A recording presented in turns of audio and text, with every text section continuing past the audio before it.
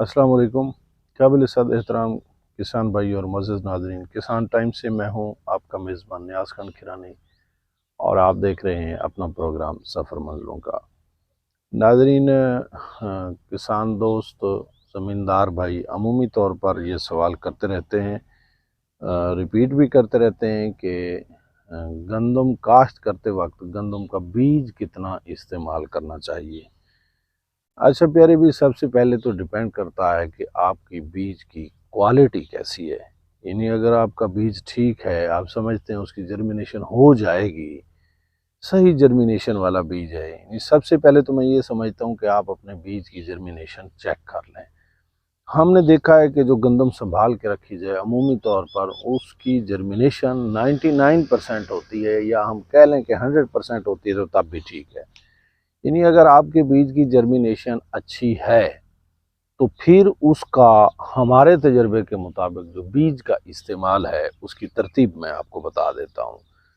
सबसे पहले तो हम काश्त तकसीम करते हैं कि अगेती काश्त, उसके बाद हम कहते हैं स्टैंडर्ड काश्त यानी सही मेयार की काश्त, और उसके बाद है पिछेती काश्त। जो अगेती काश्त है, अगेती काश्त में तो हम तजवीज़ करेंगे कि आप 40 किलो से हरगिज़ ज़्यादा इस्तेमाल ना करें फ़ी एकड़। 40 किलो काफ़ी है। हमने 40 किलो से 77 मन गंदम हासिल की है, तो मैं समझता हूँ कि 40 किलो बहुत बीज है। और इसके साथ अगर हम स्टैंडर्ड टाइम की बात करें, जब आप स्टैंडर्ड टाइम, हमने अपने वीडियोज़ में बताया है कि स्टैंडर्ड टाइम कौन सा होता है और अगेता टाइम कौन सा है या पिछेता टाइम कौन सा है। जब स्टैंडर्ड टाइम की बारी है तो स्टैंडर्ड टाइम में आप 40 से बढ़ के आप लोग 50 किलो पे आ जाएं, और 50 किलो मैं समझता हूँ कि एनफ है, काफ़ी है। ज़्यादा हो सकता है, कम नहीं है। 50 किलो का भी हमने तजर्बा किया है, उसकी एवरेज भी हमने अल्हम्दुलिल्लाह 76-77 मन की एवरेज उसकी भी ली है।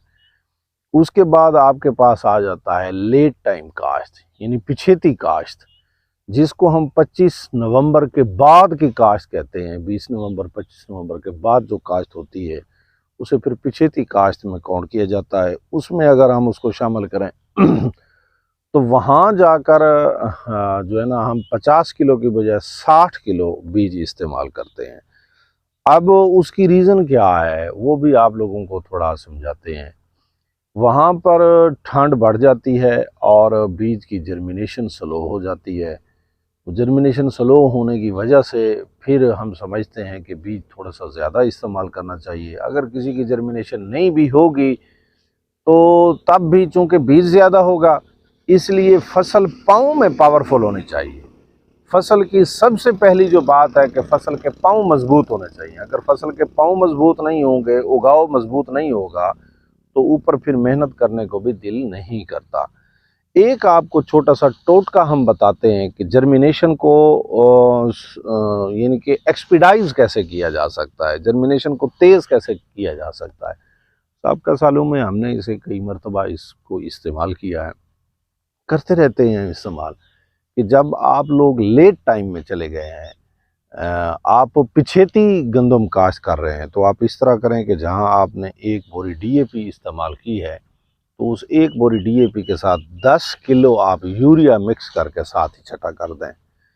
वो आपका अंदर ज़मीन के अंदर डिकम्पोजिंग का अमल इस तरह तेज़ बनाएगी और दर्जा हरारत को इस तरह मेंटेन करेगी। वो जो यूरिया आप लोगों ने 10 किलो डाली है, उस यूरिया के डलने से आपकी जो जर्मिनेशन है बीज की वो 100% हो जाएगी और ताख़ीर से भी नहीं होगी। अमूमी तौर पर जब ठंड पड़ जाती है तो फिर जो उसकी जर्मिनेशन है वो स्लो हो जाती है वक्त के लिहाज से। तो जब आप बीच में 10 किलो यूरिया का छटा लगा देंगे तो आपकी जर्मिनेशन भी वक्त पे होगी और मिकदार में भी पूरी होगी।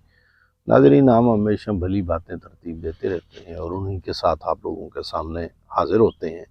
इंशाअल्लाह ताला हाजिर होंगे फिर एक भली बात के साथ। तब तक के लिए मुझे और मेरी टीम को दीजिए इजाज़त। अस्सलाम वालेकुम।